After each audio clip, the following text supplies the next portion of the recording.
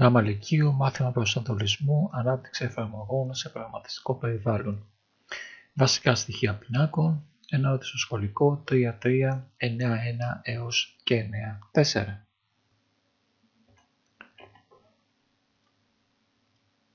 Πίνακας είναι ένα σύνολο αντικειμένων του ίδιου τύπου, τα οποία αναφέρονται με ένα κοινό όνομα.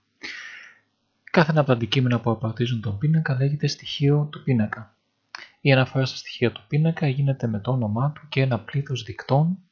Αν ο δείκτης που χρησιμοποιούμε είναι ένας, ο πίνακας ονομάζεται μονοδιάστατος.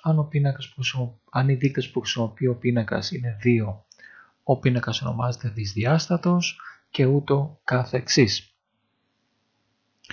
Οι πίνακες είναι στατικές δομές δεδομένων, δηλαδή το μήκος τους καθορίζεται πριν την εκτέλεση του προγράμματος και δεν μπορεί να αλλάξει κατά τη διάρκεια του, και κάθε πίνακας αποθηκεύει δεδομένα του ίδιου τύπου. Δηλαδή όλα τα στοιχεία του πίνακα θα είναι είτε ακέραιοι, είτε χαρακτήρες, είτε λογικοί, είτε πραγματικές τιμές. Η αναφορά στα στοιχεία του κάθε πίνακα γίνεται με χρήση του ονόματός του σε συνδυασμό με ένα αριθμό δικτών. Ανάλογα με το πλήθος των δικτών, ο πίνακας μπορεί να χαρακτηριστεί ως μονοδιάστατος, δυσδιάστατος, τρισδιάστατος κτλ. Σαν παράδειγμα, θεωρούμε τον πίνακα γράμμα που έχει 7 θέσεις.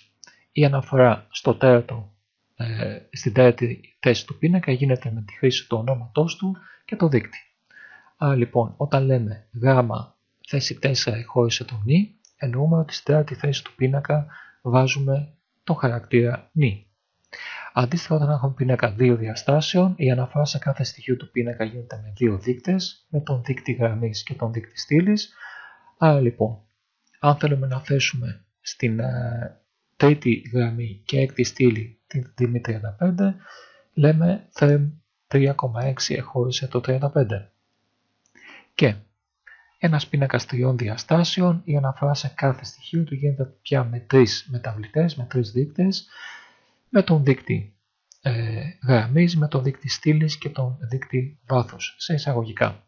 Έτσι λοιπόν, αν στη θέση 1, 4, 3 θέλουμε να δώσουμε την τιμή 8, η τιμή εκχώρησης είναι αυτή που βλέπουμε.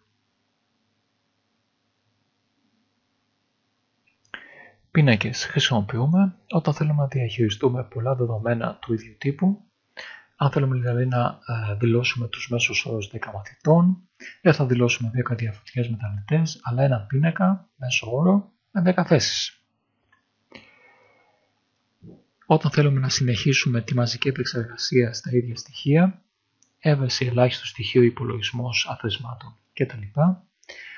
Όταν πρέπει να εργαστούμε με ταξινομημένα στοιχεία ή να κάνουμε αναζητήσεις πάνω σε αυτά, για να κάνουμε το πρόγραμμα πιο ευανάγνωστο, δεν χρειάζεται λοιπόν να σκεφτούμε για ονόματα πολλών μεταβλητών και επίσης να χρησιμοποιήσουμε τη μεταβλητή για να κάνουμε σάρωση στα στοιχεία του πίνακα.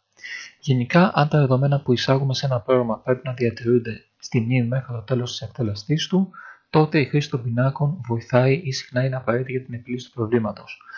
Σε άλλη περίπτωση μπορεί να αποφεύγεται η χρήση τους. Παράδειγμα, όταν δεν ξέρουμε από την αρχή πόσα είναι τα δεδομένα που θα χρησιμοποιήσουμε. Σαν στατική δομή ο πίνακας πρέπει να ξέρουμε από πριν πόσο είναι το πλήθος των δεδομένων τα οποία θα πρέπει να χρησιμοποιήσουμε.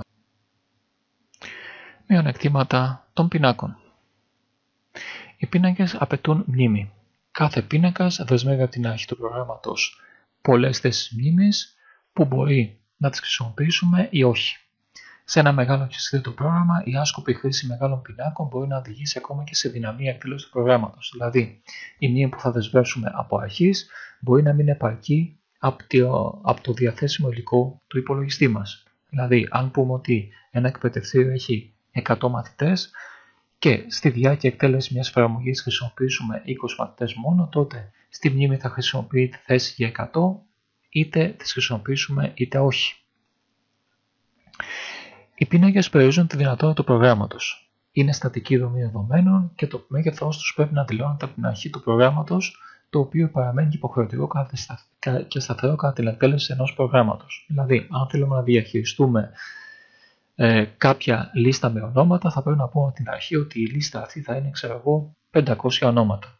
Στην περίπτωση που έχουμε περισσότερα, απλά το συγκεκριμένο πρόγραμμα δεν μπορεί να κάνει αυτή τη διαχείριση.